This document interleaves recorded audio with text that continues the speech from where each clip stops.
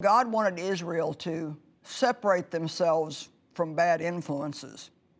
But along the way, it says that they became involved with a mixed multitude. So different towns that they went through, people would want to go with them that maybe were idol worshipers or were doing things that were not right. Instead of telling them no and obeying what God had said, they let them join in. So in Numbers 11, 1 through 5, it says, "Now the people complained about their hardships in the hearing of the Lord. And when he heard them, his anger was aroused.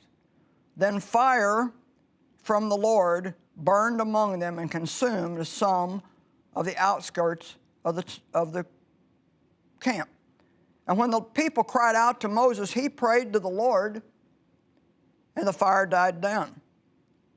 So the place was called Taberah because fire from the Lord had burned among them.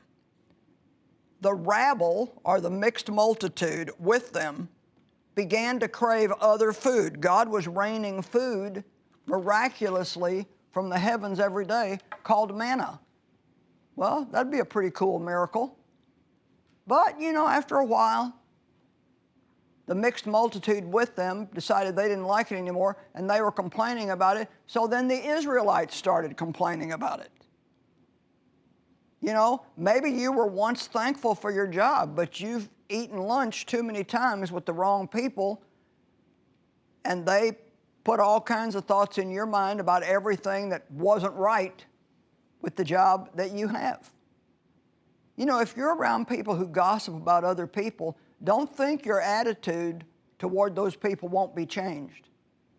I've kind of found that if somebody tells me something unkind about somebody else or something gossipy, even if I don't want to believe it, if I'm not very careful, it can cause me to look at that person in a little different way than I did before. Our words are powerful, and you don't want to be letting people fill you full of things that are going to poison your soul and end up making your life worse. The rabble with them began to crave other food, and again the Israelites started wailing and said, "If only we had meat to eat. Oh, we remember the fish that we had in Egypt at no cost." But they were forgetting that they were slaves in Egypt and that they had a workload every day that was way too much for anybody to accomplish. "Also, we remember the cucumbers, the melons, the leeks, the onions, and the garlic." Well, I'm sorry, but that doesn't sound like a very great meal to me, but however, that was what they ate back then.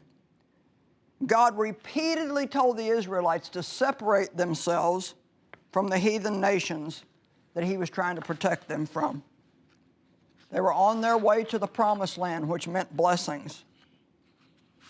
And the price they needed to pay was separation. If you're going to become a serious-minded Christian, I know I went through this, and you may too. I went through a period of time of loneliness. I was lonely. Because when I became a fully committed Christian, even my Christian friends didn't want anything to do with me. A person can be a Christian but be a compromising Christian. What I mean by that is they're still doing a lot of things that they shouldn't be doing. Let's just say that you've hung around with all these people for a long period of time and they just love you and you love them, but they go see all kinds of movies that now that you've become more serious about your relationship with God, you just don't really feel like you should be going to. Well, you try telling them, "No, I'm not going to be able to go," and just see how long they want to continue to hang out with you. If you start making good decisions, your good decisions will kind of show up their bad decisions, and then all of a sudden you become a Bible thumper or a Jesus freak, when really you're just trying to be really more committed in your relationship with God. So that's rejection is one of the things that Satan uses to try and get us to back down from our new relationship with God. When God called me to preach, I got rejected by so many people. People that I thought were my friends, family members, and it was painful. It was hurtful. And I was lonely for a long period of time. But you know what? I'd rather have Jesus in my life and not have the other people than have all those people and not have Jesus. And I hope and pray that you feel the same way. We hope you enjoyed this teaching. To get more from Joyce, make sure to subscribe so you don't miss a thing.